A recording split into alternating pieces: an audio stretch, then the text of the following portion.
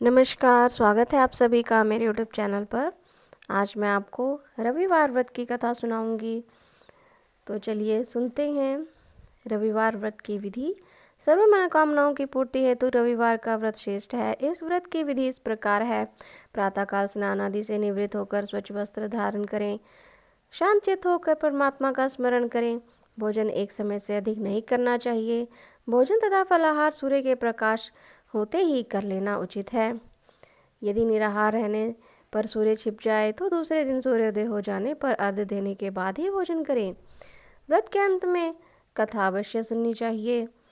व्रत के दिन नमकीन तेल युक्त भोजन कदापि ग्रहण न करें। इस व्रत को करने से मान सम्मान बढ़ता है और शत्रुओं का नाश होता है। आँख की पीड़ा के अतिरिक्त अन्य सभी पीड़ाएं दूर होती हैं। तो चलिए अब सुनते हैं रविवार व्रत की कथा। एक बुढ़िया थी। उसका नियम था प्रति रविवार को सवेरे ये स्नान आदि कर घर को गोबर से लीप कर फिर भोजन तैयार कर भगवान को भोग लगाकर स्वयं भोजन करती थी।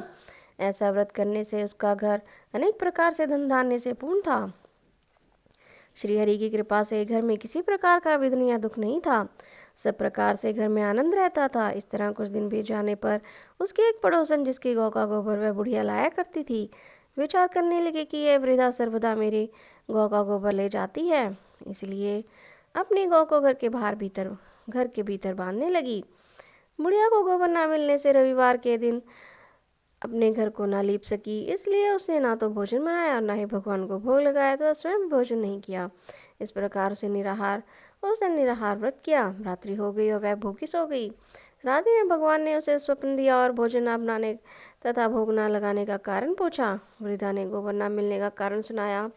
तब भगवान ने कहा कि माता, हम तुमको ऐसी गौ देते हैं जिससे सभी इच्छाएं पूर्ण होती हैं, क्योंकि तुम हमेशा रविवार को गौ के गोबर से घर को लीप कर भोजन बनाकर मेरा भोग लगाकर खुद भोजन करती हो। इससे मैं खुश होकर तुमको वरदान देता हूँ।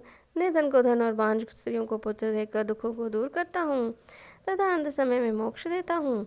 स्वप्न में ऐसा वरदान देकर भगवान तो अंतर्ध्यान हो गए और वृद्धा की आंख खुली तो वह देखती है कि आंगन में एक अति सुंदर गौ और बछड़ा बंधे हुए हैं। वे गाय और बछड़े को देखकर अति प्रसन्न हुई और उसको घर के बाहर बांध दिया और वहीं खाने को चारा डाल दिया।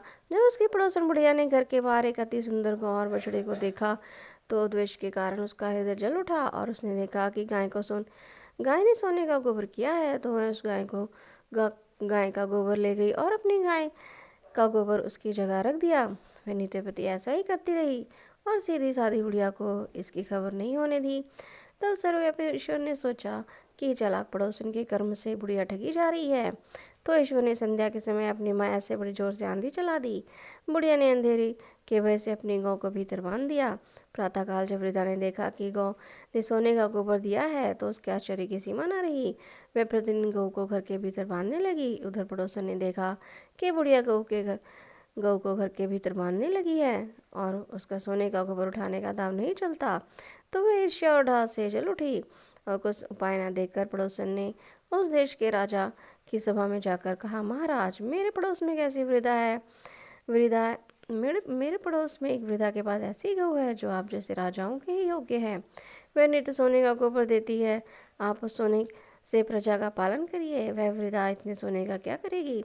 राजा ने यह बात सुनकर अपने दूतों को वृद्धा के घर से गौ लाने की आज्ञा दी। वृद्धा प्रातः ईश्वर को भोग लगाकर भोजन ग्रहण करने जा ही रही थी कि राजा के कर्मचारी गौ को खोल कर ले गए। वृद्धा काफी रोई और चिल्लाई, परंतु कर्मचारी के समक्ष कोई क्या कहता। उस दिन वृद्धा गौ के वियोग में भोजन न खा सकी और रात भर रो रो कर ईश्वर को गौ को पुनः पाने की प्रार्थना करती रही। उधर राजा गौ को देखकर बहुत प्रसन्न हुआ, लेकिन सुबह जैसे ही वह उठा सारा महल गोबर से भरा दिखाई देने लगा। राजा ये देखकर घबरा गया। भगवान ने रात्रि में राजा को स्वप्न में कहा कि हे राजा, गाय वृद्धा को लौटाने में ही तेरा भला है। उसके रविवार के व्रत से प्रसन्न होकर मैंने उसे गाय दी थी।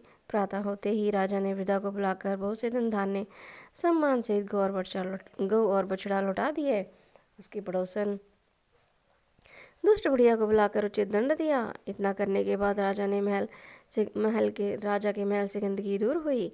उसी दिन से राजा ने नगरवासियों को आदेश दिया कि राज्य की तथा अपनी समस्त मनोकामनाओं की पूर्ति के लिए रविवार का व्रत करो। व्रत करने से नगर के लोग सुखी जीवन व्यतीत करने लगे। कोई भी बीमारी तथा प्रकृति का प्रकोप उस नगर को नहीं होता था। सारी प्रजा सुख से रहने लगी।